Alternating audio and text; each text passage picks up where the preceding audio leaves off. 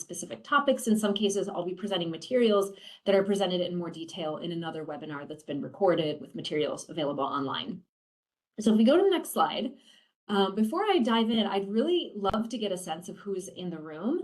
It's a little funny to be talking to a screen here like this, and I know that everybody's here for a reason. So hopefully you all have your phones with you, or you can open a new tab in your browser.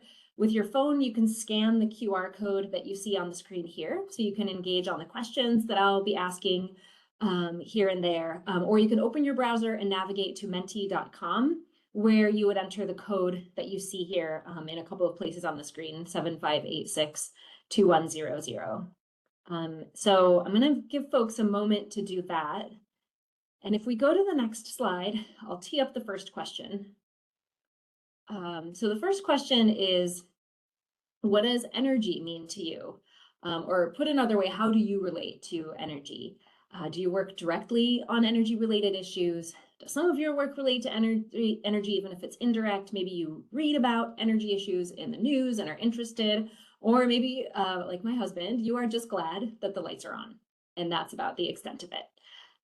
So I see that the majority of people, and this doesn't surprise me, who have answered so far, directly work on energy-related issues. For some people, it's a bit more tangential. So hopefully there's some good material in here for you as well that links up with the connection, the intersection between energy and other areas. There's a bit about that in this presentation. And I see at least one person, not everyone has responded, but at least one person reads about energy issues in the news and is interested. And that's great too. We hope that the energy strategy can be a resource, regardless of whether it's a main focus for you, you're starting to look at the intersection, or you just want to be, you're an interested and engaged citizen, and you'd like to learn more. Okay, so I think I'm going to keep going. Sorry, I just see that that something came in the chat, and yes, last night's storm, many people lost power. And earlier today, we had a different webinar where we lost our internet connection at the office. Hopefully that won't happen during this presentation. Okay, if we go to the next slide, I have one more question just to dig a little bit deeper into kind of the landscape of who's here today. So this question asks, what areas are you most interested in or focused on? Realizing you might be interested in multiple issues. So the way that this question is set up is that you rank the topics, and I'm just going to walk you through it because it can be confusing at first. At the top of the screen, you'll see a prompt to tap or drop actions. And then you'll see a heading that reads unranked options with a bunch of selections in these like kind of bubbles. So you just click on each of those, you hover your finger over it, and then you can drag it to the top. And then there are these little arrows to move things up or down. So I'm just going to give folks a moment here to answer these. And I can see so far we have 7 responses. I'm going to give this another second, but I can see affordability is way up on top here. And I realize that it's a little subjective how to set up these categories. So, you know, this may resonate more or less, but I'm seeing affordability and electricity here on top, environmental issues, economic development. Households is kind of a broad category. It could relate to other categories here too. Transportation, and quite a few others as well. This is great, and it's not surprising, but it is really interesting to see affordability floating here to the top, which aligns with a lot of what we heard in various meetings when we were working on developing the energy strategy, along with environmental issues.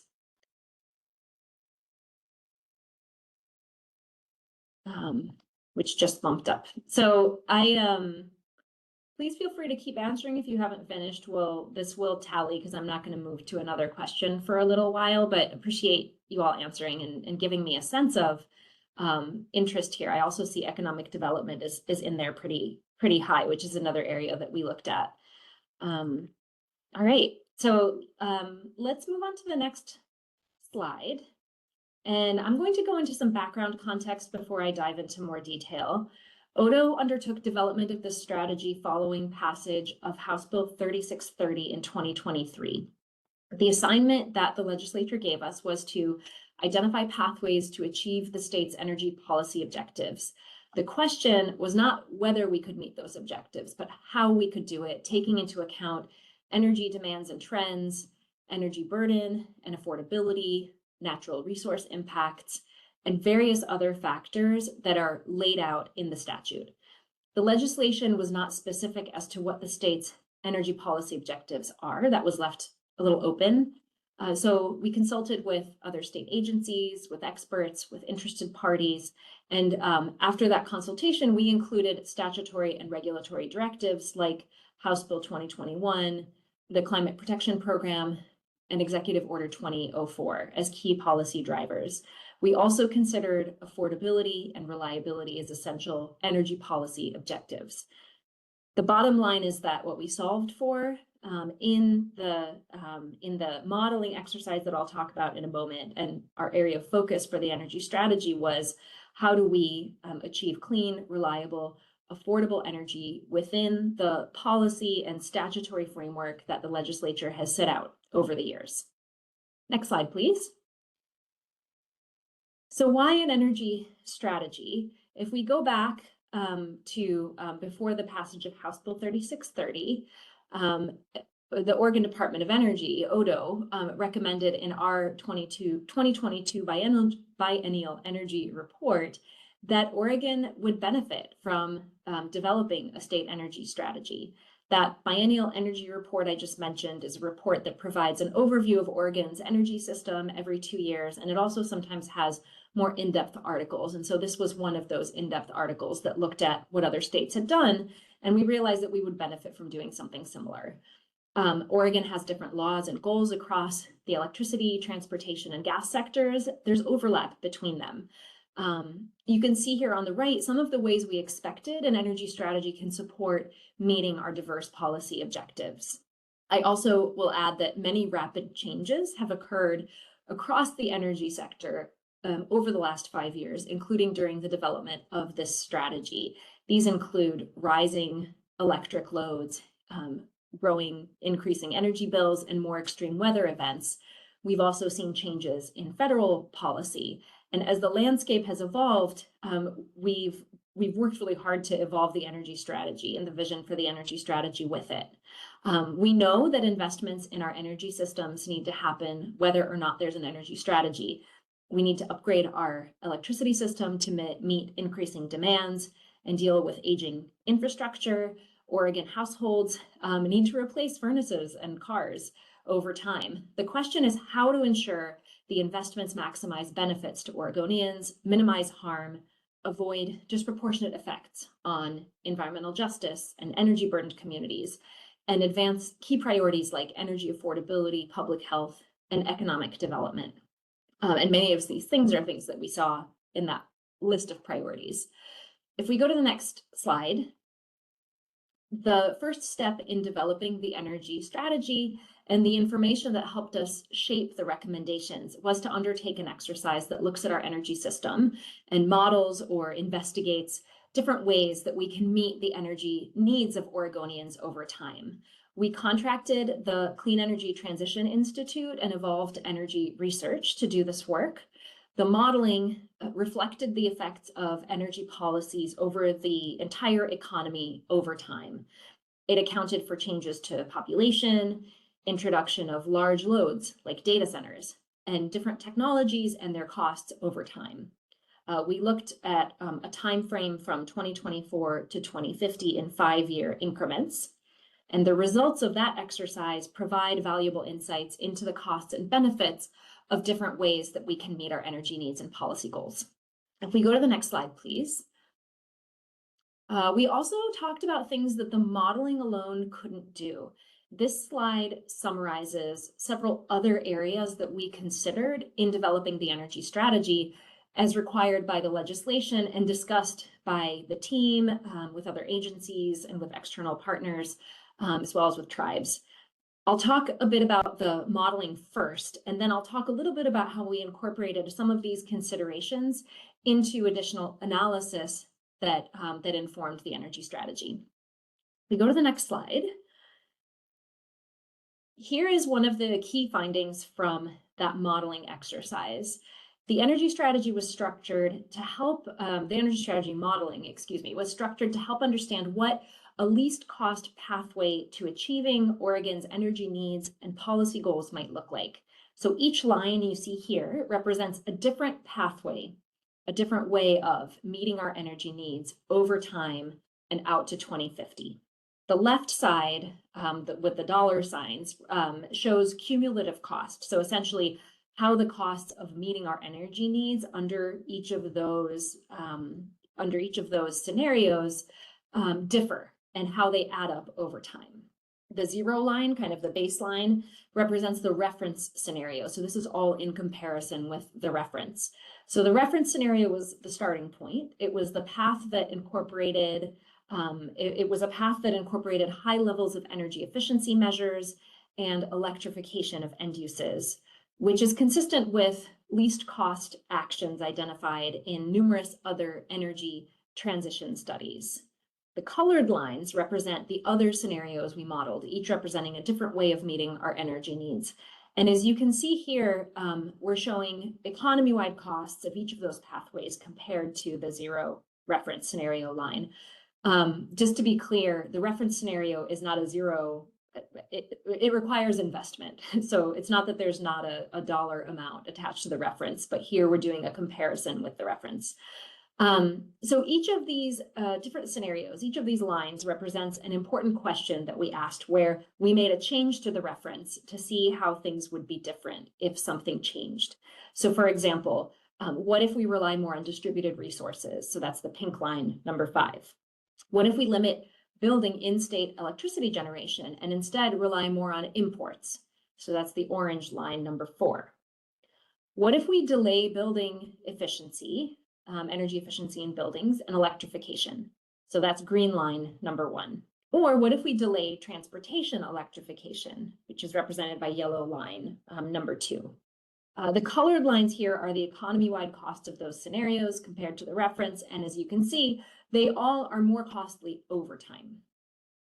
So if we go to the next slide, here's another key takeaway from the modeling. And this is from the reference scenario. There are a lot of colored bars representing different fuels. Yellow, the biggest bar over time, is electricity.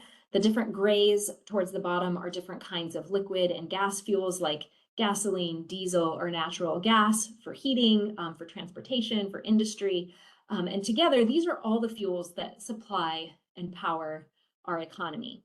There are 2 key things that this slide shows. First, if you just focus on the top bars, they look like stair steps that are going down.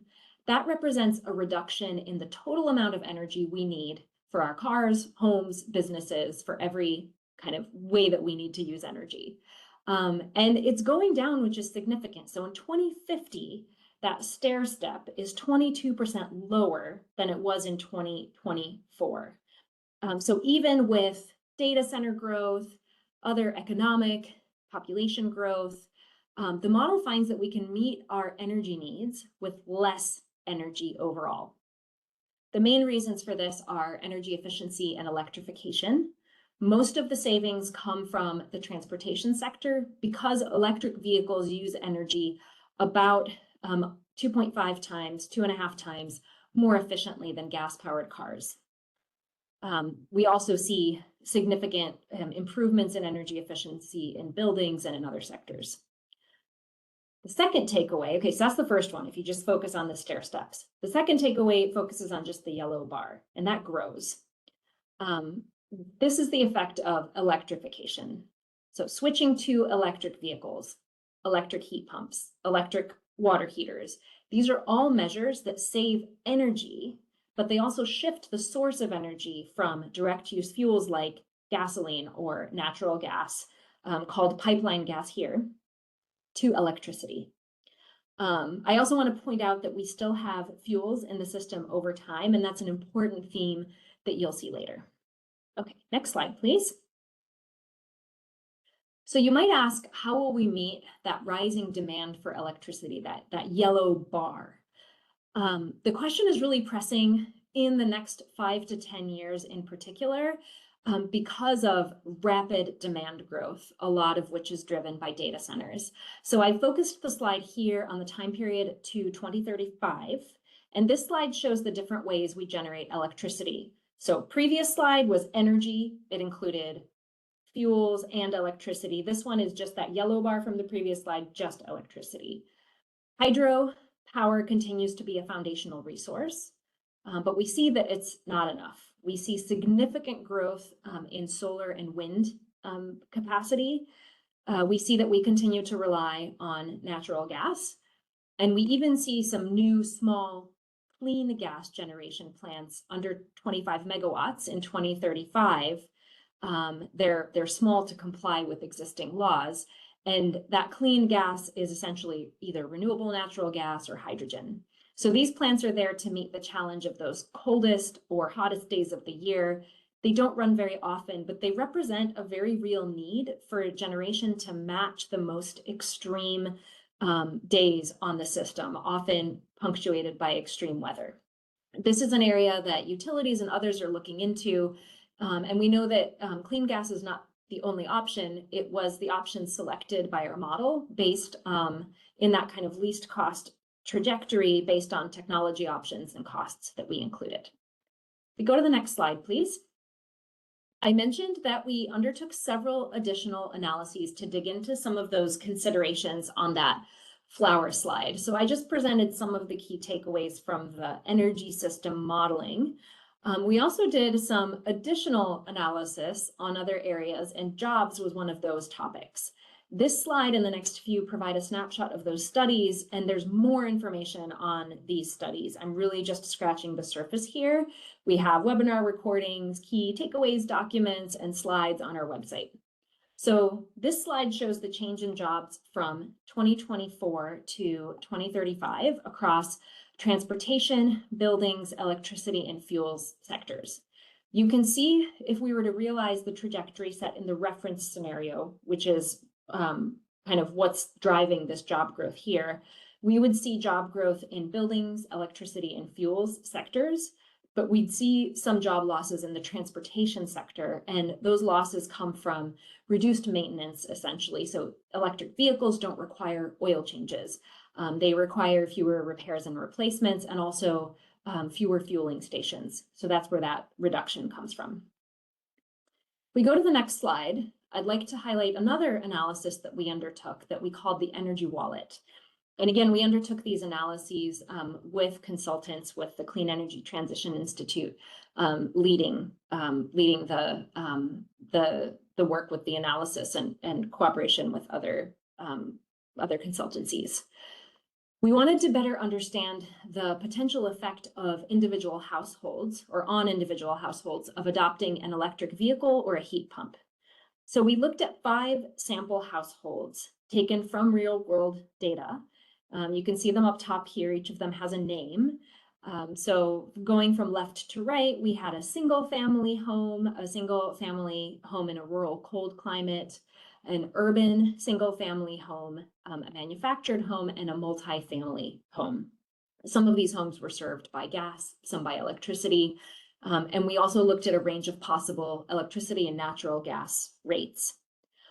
All 5 sample households saved energy when they adopted a heat pump or electric vehicle. When switching to an electric car, in most cases, not only were there energy savings, but these households saved money, even without federal incentives. When adopting a heat pump, again, all homes saved energy, and many homes can be expected to save money.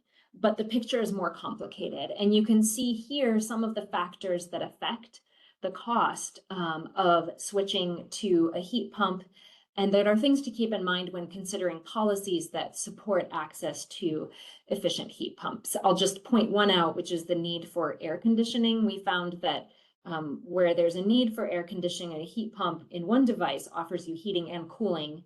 So the benefits of having a really energy efficient device are felt throughout different seasons, where if you're only relying on heating, there's a lesser benefit, for example, or could be a lesser benefit. Okay, if we go to the next slide, I'm just kind of bouncing around here a little bit to point out another area that we looked at that's related to that flower slide of key considerations. One of the questions that we were frequently asked was, how much do we need to build in Oregon? And how much land area will that take? So our consultants evaluated the land area required for utility scale solar and wind development in Oregon, which were the resources that we saw with the biggest potential land footprint. This slide shows our starting point in 2024 in terms of square miles, and then how much land area was required for wind and solar development in Oregon under the reference scenario, as well as under 3 other scenarios. Remember those colorful lines on one of the first slides. And so those 3 other scenarios were the one that relied on more distributed generation and limited transmission, where there were fewer data centers, and where less generation was built in Oregon and we relied more on imported electricity. So if we go to the next slide, the amount of land needed in 2050 under the reference scenario was less than 1% of Oregon's total land area, but that's still significant. So this is just meant to give you a sense of what that looks like if we put it on a map. While we're not saying that this is what will happen, we hope that this data provides a platform to inform conversations around energy needs and land use. And this is one of the areas that is a priority in the recent executive order. Okay, if we go to the next slide. To sum up on the modeling piece of the presentation, here are some of the key insights from the modeling and technical analysis. We see a growing electricity sector. Regardless of scenario, across all scenarios, electricity demand is growing significantly and really is at a historic level in terms of the pace and scale of growth. The role of tech loads, which include data centers, is really pivotal in that electricity sector growth and the need to invest in transmission, which you see under number 3 here, as well as in a diversity of resources that you see under number 4. We know that we need to invest in more generation technologies, and that a diversity of resources gives us a kind of a least cost system and a more resilient system. We also see lots of room to save energy through energy efficiency and electrification.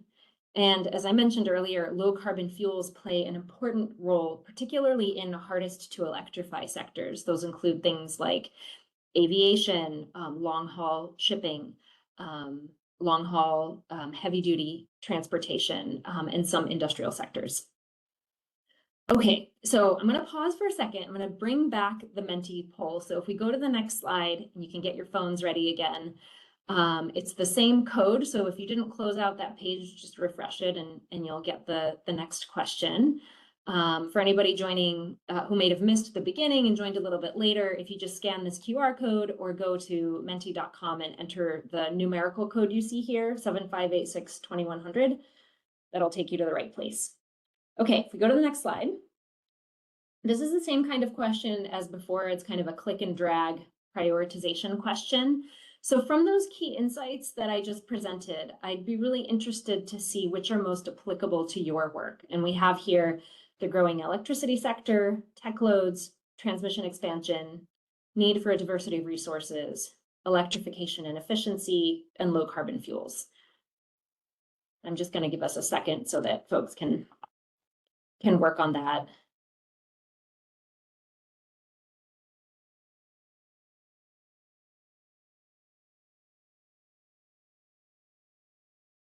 And I'll just say, for the record, the energy strategy addresses all of these in different ways. And so these are all priorities in the energy strategy, but I think it's really interesting to see kind of who's in the room today and where your priorities fall in this landscape.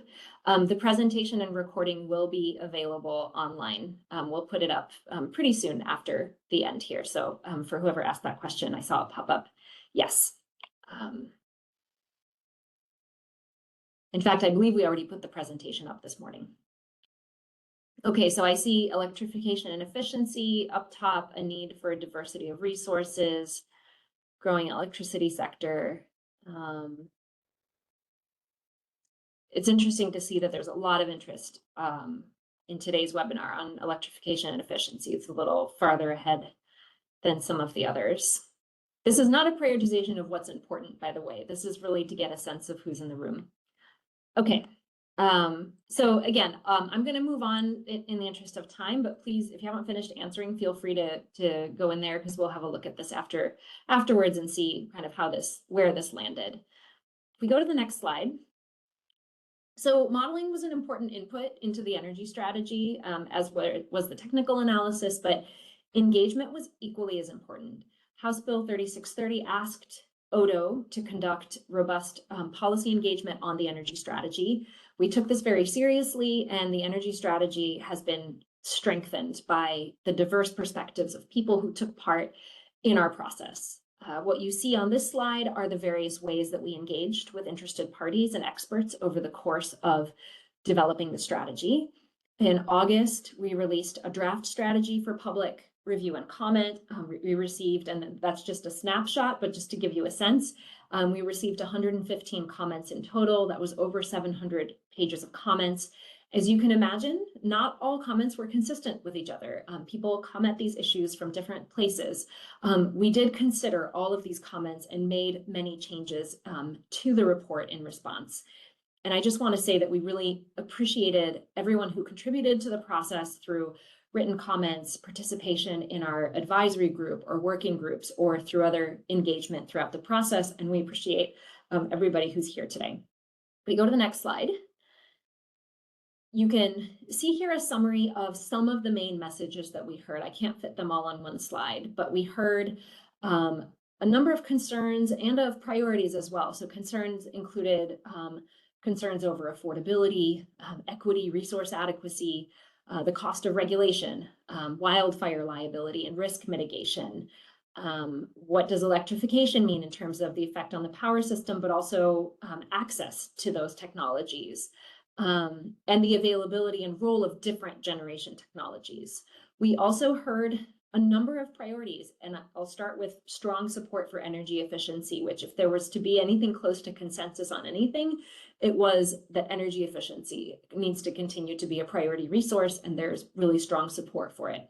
We heard views on the need to build more transmission and electric generation resources, the need to reform transportation funding, and many comments around jobs and economic development related to energy sector development. And I'll just add that we are actually building on that jobs work that we did, and you'll start to see something coming out of Odo relatively soon on kind of step 2 of that process, which is to look at workforce development.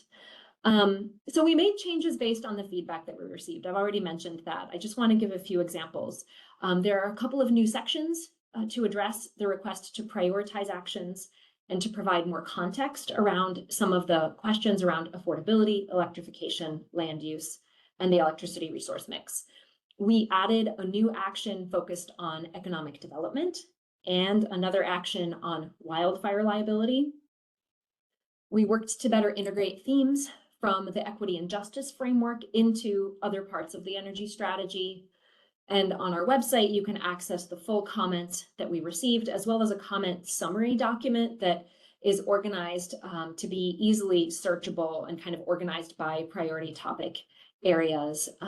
So hopefully that is a resource that's also helpful. If we go to the next slide, I also want to add that there is a dedicated section to feedback and themes that we heard from tribes, and that we encourage everyone to review. This section does not reflect any individual tribe's views, but it does reflect key concerns and priorities that we heard from our engagement with tribes throughout the energy strategy process. And these are also themes that informed other sections of the strategy, and that we think will be really important to take into account when we think about implementation. We go to the next slide. I'd like to turn now to the strategy itself. Everything that I've presented up until now is in the document for the energy strategy. When I say the strategy itself, it's, what are the recommendations? So I've talked a little bit about the what's needed to meet our energy needs in a way that also meets our energy policy objectives. Now I'm going to talk about the how. How do we get there? There are 3 levels of recommendations: pathways, policies, and actions, and I'll cover each one in turn. We go to the next slide. Before I dive into those rabbit holes, I just want to point out that in addition to the PDF document, which is quite long, and has a lot of detail, and I'm covering a lot of detail in a short amount of time here today, I'd like to encourage you to keep in mind that we have a dedicated web page that allows you to download both that long document, but also to click around what interests you most. So on the bottom right here, you can see modeling and data, and that would dive more into some of what I just presented. Here in the middle, I'm about to talk about the 5 pathways. So rather than everybody accesses these things differently. And so some people might prefer the PDF, but this is also meant to be a more interactive platform to explore the energy strategy. Okay, we go to the next slide. I'm going to start with the first of those three categories, the pathways. So if you were to ask me in an elevator, what's the energy strategy? And maybe we had like 20 floors to go. These 5 pathways would be my answer. There's obviously a lot more to it. There are 140-ish pages of context and modeling and further in-depth policies and recommended actions. But there are 5 pathways that represent a portfolio of approaches to meet our energy needs. They all need to be advanced in parallel. So this is not an order of priority or a sequence, except perhaps for energy efficiency, which we put first because the cleanest, least impact, least cost energy is the energy you don't use. So energy efficiency recognizes this and makes all the other pathways easier to achieve. Clean electricity recognizes that we need a significant lift to meet growing demand. Electrification is both an energy efficiency measure and a way to significantly cut emissions at least cost. When we talk about electrification in the energy strategy, we're talking about strategic electrification that is advanced in a way that maintains reliability and affordability. That doesn't mean electrify everything tomorrow. It means electrify over time where it makes sense.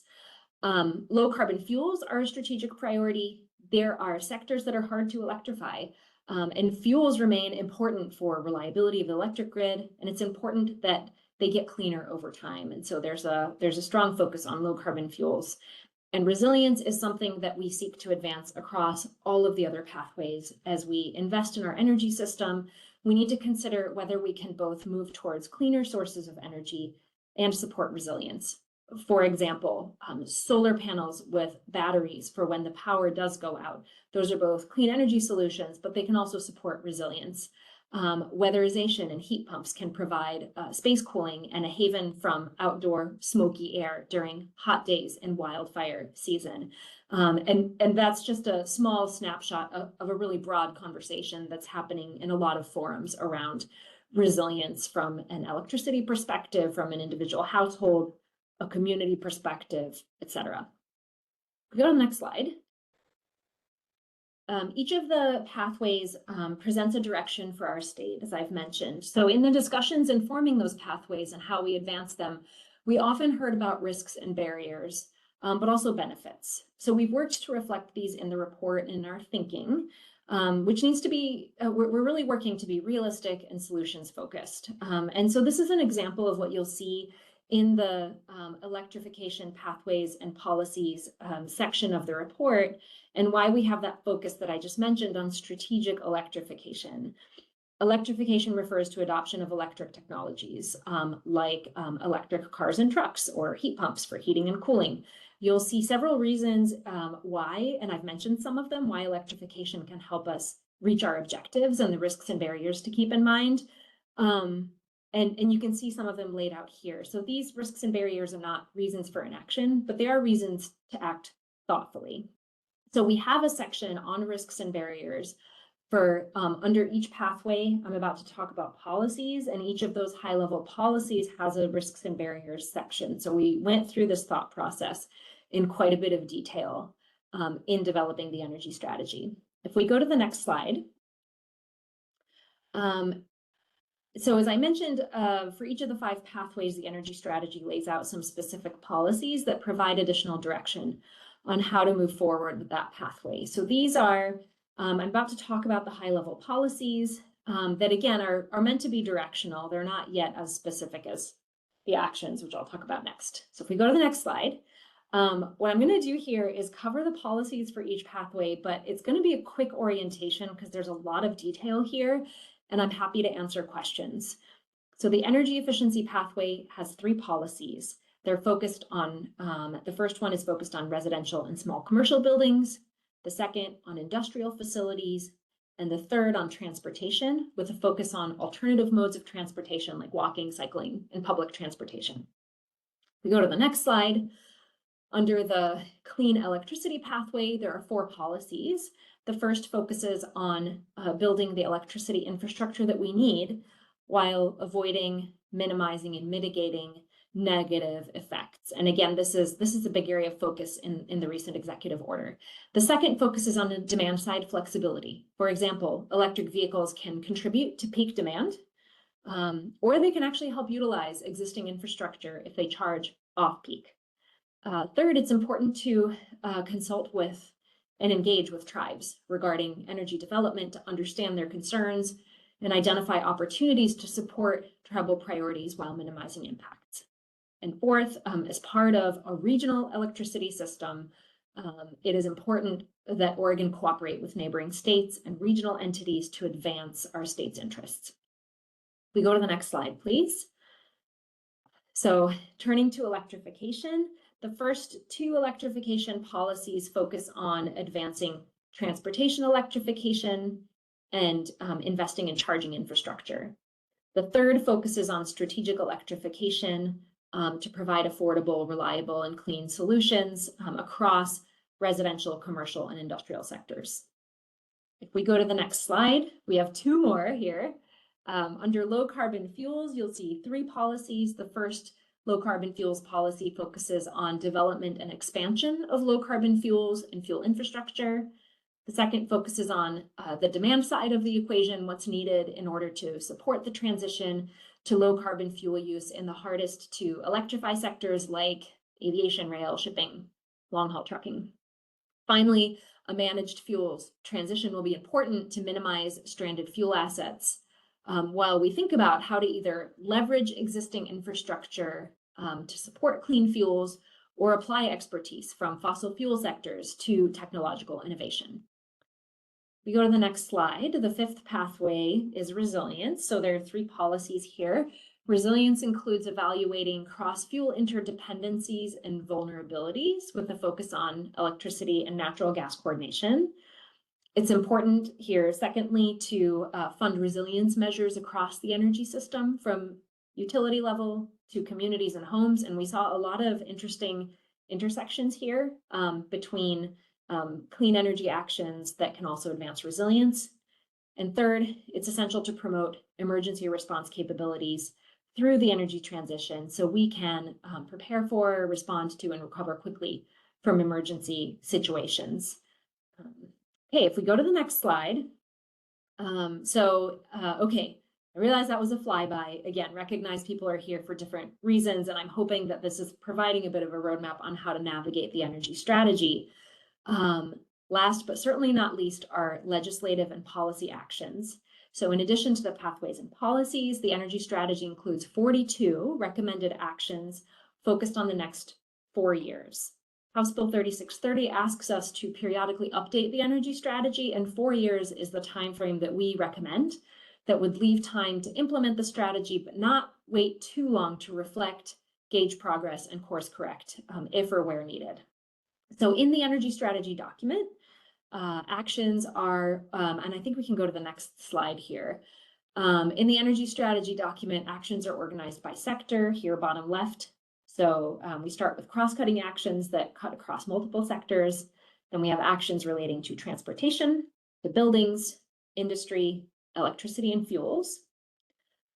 Each sector has an introductory vision description that helps frame up the context. And then how are those actions taken forward? Some of them can be taken up by agencies in their existing authority and capacity today. Others require legislation to provide either resources or new authority. Some of the actions are actions that ODO can take, but many are outside of our purview and will need to be acted on by other agencies. And I'm not going to go through each of the actions, but I will highlight some of them. And again, remind everyone that there's an executive order that already places some of these actions as a high priority. Okay, next slide. So with so many actions, we needed to think about where to start, and we got a lot of feedback on the draft on this issue, the issue of prioritization. So we looked at the areas that have grown in urgency as we've been developing the energy strategy: reliability and resilience, affordability and access to clean technologies, and limits to the state budget. In the strategy, there's a section highlighting actions that address these top issues. If we go to the next slide, again, this is more of an orientation than a deep dive. So here are the actions taken from those 42 that we include in the next steps as priorities to consider first, that address reliability and resilience. So they include addressing wildfire utility liability, transmission, measures that reduce pressure on the grid, and facilitating electricity and gas coordination. Go to the next slide. We also talk about, we've also highlighted actions that can advance affordability and access. And those include establishing a revolving loan fund to help create sustained momentum to support affordability and access. Not something that can happen overnight, but a high priority to get working on. A focus on buildings, including energy efficiency, weatherization, and structural maintenance that for low-income households in particular can be a barrier to other energy efficiency improvements. Think about things like reinforcing a roof or electrical work to be able to convert to a heat pump or put a PV panel on the roof. We also include strategic electrification here.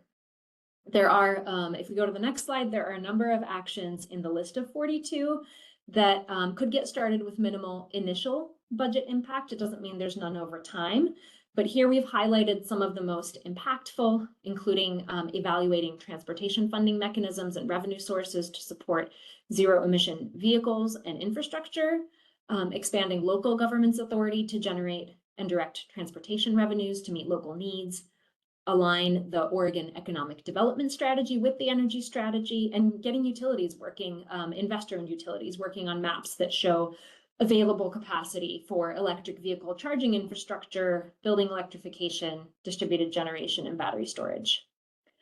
Okay, I'm almost done here. A couple more slides. The next slide is focuses on our equity and justice framework.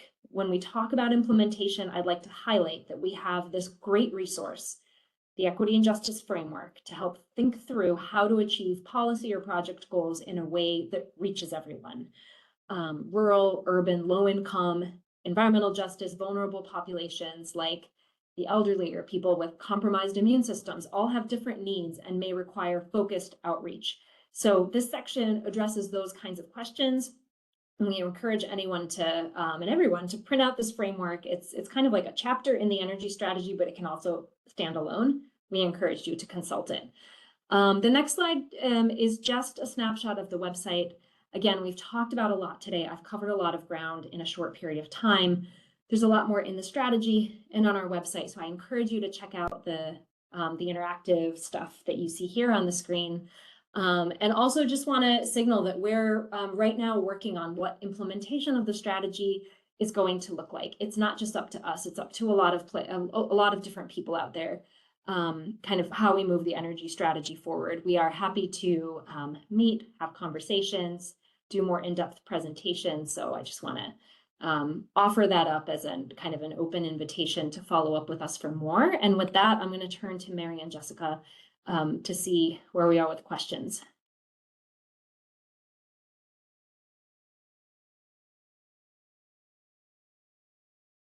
Thanks, Edith. I think we've been largely able to keep the questions going in the chat. The very last question we haven't answered in the chat yet, but it is, we got from Clark, did you study the embodied carbon impacts of each of the scenarios considered? And the model has a sort of very macro level view of land use and natural resources, but it really is limited in how it can account for different cross-cutting issues, and it's it doesn't really take embodied carbon into account. It may take a little bit into account when we're talking about biomass as a fuel source, but other than that, it doesn't.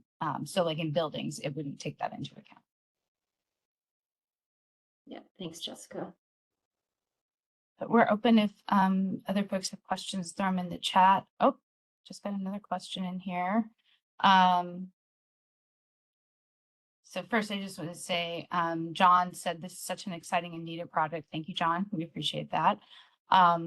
He asks, can you talk more about energy storage? It did not come up during the presentation. So Edith, you want to cover that? Yeah, so we do find a need for more storage. So that reflects what we're seeing on the ground. In that installed capacity slide that I showed, it was at the bottom and it had a little star next to it saying under 1 megawatt. I would say that there are a couple of things to add to that slide. One is that our modeling underappreciates the value of storage, in part because one of the ways that the model functions is that it optimizes dispatch of resources across the West. And that optimization kind of reduces the need for the capabilities that batteries provide. But we know that we don't have optimized dispatch. We don't have a single transmission system operator for the West. We have a number of service territories. And so, so we very much see the need for storage. And that might be a little bit underestimated by the modeling that we did. The other thing I'll say is that when you just look at installed capacity, it doesn't show the really high value of that storage. It tends to kick in when it's needed. It works really well, as I'm sure you know, to integrate variable renewable resources. And I'll also point out that the executive order sets a goal for storage for our state. And that's something that we certainly support. Thanks, Edith. We have a question from Perry, and he or she, I apologize. They are asking, when will additional information be available for permitting and interconnection policy and process for new microgrids? These are under two bills that passed in 2025, HB 2065 and 2066. So Perry, that work is largely being led by the Oregon Public Utility Commission, but my teammate Joni is going to throw in a link to that those processes, so you can check that out and see what they're doing over at the PUC. The next question we have is from let's see. There's so many questions coming in. My messages keep popping around. So all right, here we go. From Joe. Can you provide any more details about requiring IOUs to publish maps of available capacity? What are the options if the utilities do not do this in a timely manner? I think you're referring to the capacity maps for enabling sort of things like EV charging to more easily be identified as where it could fit onto the grid. And I will say that I don't think, and Edith, feel free to jump in, but I don't think there's a ton there's not a ton happening in that space yet. But your question is like, what happens if they don't do this in a timely manner? I mean, that's really it's a policy design question. I know that, for example, the PUC is talking to a lot of our investor-owned utilities to try and understand what the costs are for them versus, thinking about what the beneficial cost would be. And so there's going to have to be a lot of discussions around that. And I don't know that we're far enough down the road for me to provide any options that might be available. Okay, next I've got a question from Kara, and let's see. Kara would like to know, she says this might be a bit out of scope, but it would be helpful to know what the agency is thinking about when we're implementing this Executive Order 2025-29. And Edith, I think there are a few things that align with the energy strategy there. So maybe you could just give a little brief overview of that. Yeah, I mean, I was expecting this question. So thanks, Kara, for the question.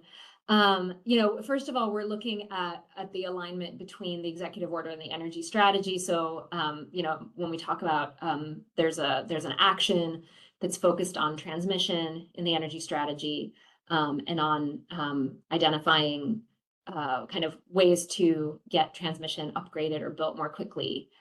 Same with electricity generating resources, and how we think about land use and permitting, and whether there are efficiencies that we could achieve there to get things moving faster. We're working on kind of linking up the executive order with those actions. As I mentioned, there's an action also on energy storage. I'm not covering the whole executive order right now because there's quite a lot of detail in there, but I think what I can say is that we're kind of working on the work plan right now. There's a lot of work to be done to figure out how we, together with other agencies, because it's not just Odo who's implicated by the executive order, how we're going to work together to advance that. And there are some really tight deadlines in there. There are some reports that are due in September, October, November of next year. So I realize I'm not telling you anything probably that you don't know, but wanting to be transparent to say that we're linking up these connections and we're working very quickly in the new year to be able to hit the ground running, but I don't have details for you yet in terms of process and opportunities to get engaged. Thanks, Edith. Next question comes from Jay. Hi, Jay. Nice to see you here. He references how strategic electrification is defined and designed, would seem to be important as we move forward in sort of implementation of some of these strategies. So other than location, cost, and timing, what other criteria were used to analyze strategic electrification opportunities, costs, and risks? Thanks. I think that we only, with the time and resources that we had, we only got so far in defining strategic electrification. We have an action that recommends development of a building decarbonization roadmap, and that's one place where we anticipate that we would look at more considerations. I think that some of the considerations that I mentioned in the energy wallet, for example, what the fuel is as the starting point for heating and what you're switching from and to. We saw that multifamily buildings, there's a higher cost for installing heat pumps for multifamily buildings. So how do we think about that? I also talked a little bit about kind of a managed transition, and there are a lot of questions around what that looks like. And so those are all the kinds of questions that we'll be digging more into. We don't have answers yet, but we're looking forward to carrying that work forward and fleshing it out further. Thanks, Edith. So the next question is from Perry. Perry says, would the state of Oregon be willing to lease some of its unused land for projects to support Oregon energy strategy? And I can just answer that one with that is definitely not in our purview. So it might be a good question to see what the Department of State Lands is thinking about. And I think Forestry probably owns some lands as well. There's other agencies that would have more information about that kind of thing. And then Trevor asks, how does the strategy account for industry and political forces in opposition to the policies and pathways proposed? And to what extent can the strategy be partially implemented before the targets of the executive order become impossible to achieve? I'm not sure about what the second question exactly is trying to drive at, but maybe you want to hit on that first one, Edith.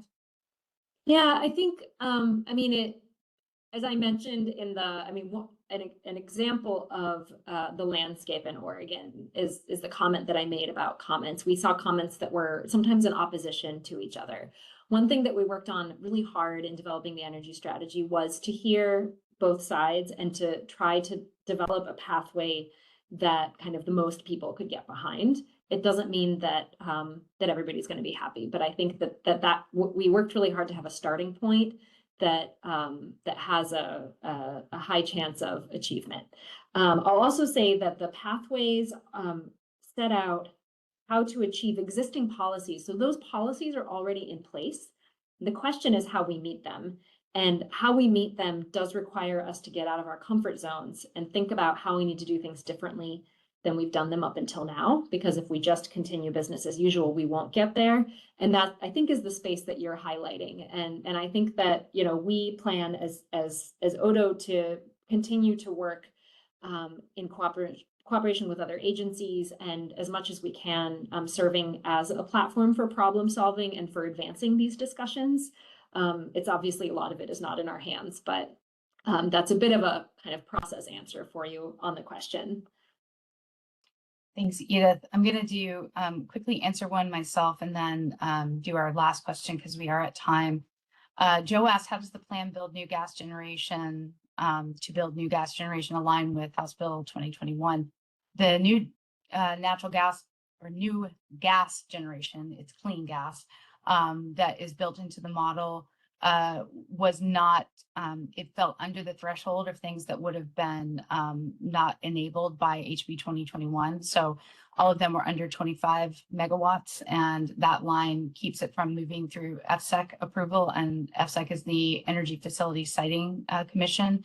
And that is where they are not allowed to approve any natural gas plants. So that's how it worked with that HB 2021. And then the last question I'm going to throw to you, Edith, is how are you thinking, how did we think about increased peak demand, especially during extreme heat or cold? Is increasing natural gas under consideration for that? So I think that this is getting to that question that people have about, is our lights going to stay on if we're not enabling more natural gas to be built above that threshold? And so Jenny, how did we approach that in the model? Jenny, I'm sorry, Edith, how did we approach that in the model, and what information do you have to share? I promised Joni I wouldn't call on her because she's in a shared space right now. Yeah, thanks for that question. So the modeling is not meant to replace the kind of reliability planning that utilities do, first of all. The modeling did solve for reliability by incorporating a lot of the kinds of assumptions that go into reliability planning. For example, the modeling had to meet a low hydro year, had to meet energy demand in a low hydro year. It had to meet energy demand under extreme weather. And so to the extent that, that captures a lot of the picture. And as Jessica said, that kind of extreme weather, low hydro year is the place where we saw the need for those clean gas plants to turn on and supply energy because we fall short otherwise. There's a lot of more detailed work happening right now looking into the next 5 years because we are in a pretty critical moment in time. And so I would say that work, it's helpful to look at the energy strategy in the context of that work. That work is also really important. But I think that what is clear coming out of the energy strategy modeling is that there's a need there, and it's a need that we need to be able to meet moving forward as demand grows, and as things like the current situation we have with low snowpack, for example, that could have an impact on hydro availability next year, and could create some of those pressures that were built into the model. Thanks, Edith. I think we're at time, and I just want to flag, we had a couple questions about whether the slides will be available. They will. We typically publish slides within, about 24 hours, provided we don't lose our internet service again during that time, but they should be posted in pretty short order here. And they are, Jessica, the slides are actually up, but we didn't have the responses to the Menti questions in the slides that are up. We thought we'd post them online early, but we haven't posted we'll have to post the recording once we're done. So we'll post that soon. We're even further ahead than I thought. That's fantastic. Thanks, everyone. Really appreciate you joining today. Yes, thank you.